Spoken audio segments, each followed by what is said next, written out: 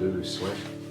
So that was Lulu Swing. If you've never heard that tune, we've played that forever, haven't we? Yeah, for quite a few years we've been playing that, thrashing it out and getting good results. Yeah, that's from Lulu Reinhardt, one of the Reinhardts, and it's just got the take the A train kind of A train kind of changes. Right, that's the feeling the chords. If you don't know, it's a real goodie to learn, but we won't learn it now. Let's just look at some rhythmic elements of that. And when I was playing, it's great as a soloist when you're playing if the rhythm guy's actually backing you up, so not just playing. It's not, even though it's what you want to do.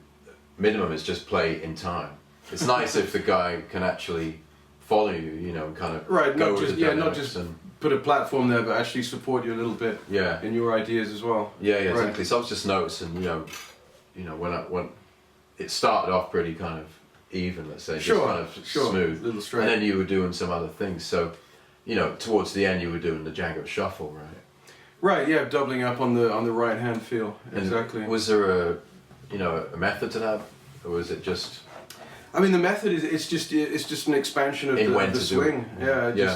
Even the method of like when to throw that in, those dynamics and stuff. Right. It's kind of a feel thing, isn't it? You have to feel.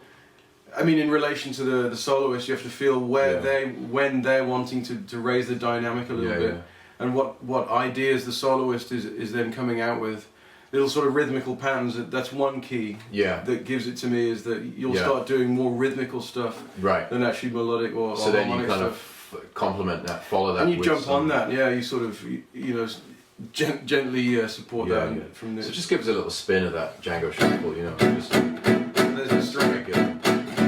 And there's with the upstroke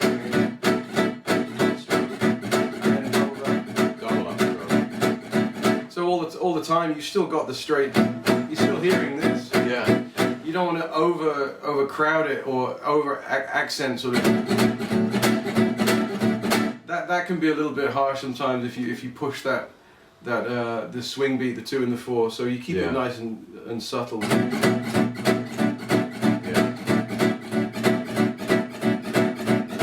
And if you're starting from that level, then you can always raise it up from there. So I think that's just because the way you're playing it there, it's got a real, like you say, a subtle feel to it. So it's not like thrashing it over the top. It doesn't even have to be loud when you're doing it, right? It's not that you do the shuffle. You shouldn't be loud. No, you shouldn't be loud. Exactly. You should. I mean, you shouldn't be any louder than you were when you first start the song. I don't think. I mean, it's nice to be able to control that and be aware of that all the time. Keep it on an even key, and should suddenly a sax player start playing and wailing, and you're in an acoustic situation, then maybe you need to. But you've got somewhere to take it up to from there. If you start on a high level, then you don't. So cool. So that there's a little example of the Jaguar Shuffle. All this stuff is in the course, of course, so you can go and dig into the rhythms and have a look at that Django. We call it the Django Shuffle. I think I call it that because I think I was listening to his Rome sessions where he's actually the rhythm guitarist as well as the lead guitarist. He's playing with Stefan, and I think Stefan's playing piano or something like that. But you basically hear him play rhythm, kind of like he's close to the mic or something. And when he's playing rhythm, as a dedicated rhythm player, right? Yeah, you just hear him do.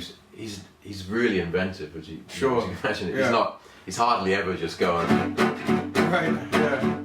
Well, that's not in this character either, is it? But, yeah, I mean that's a even the great Django. I mean that's a standard thing for a lead guitarist.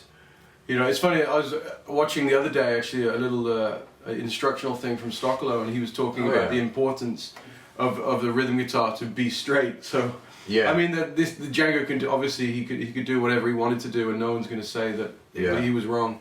Yeah. But most of us don't play as well as he did, so it's good to start on that even key or keep it nice and straight, and then you have somewhere to go to. Yeah. So. But anyway, if you're looking for something to kind of to be able to change gear to, then the Django Shuffle's a good one to just to have, you know. So you've got your first gear to whatever the swing play, and then you've got the shuffle. So yeah, of course, and we look really in depth into that in the course, which you can access yourself and find out. Yeah, just have a look. And actually the techniques involved in the right hand and using the plectrum, everything, it's all covered in there. So. Yeah, that's cool.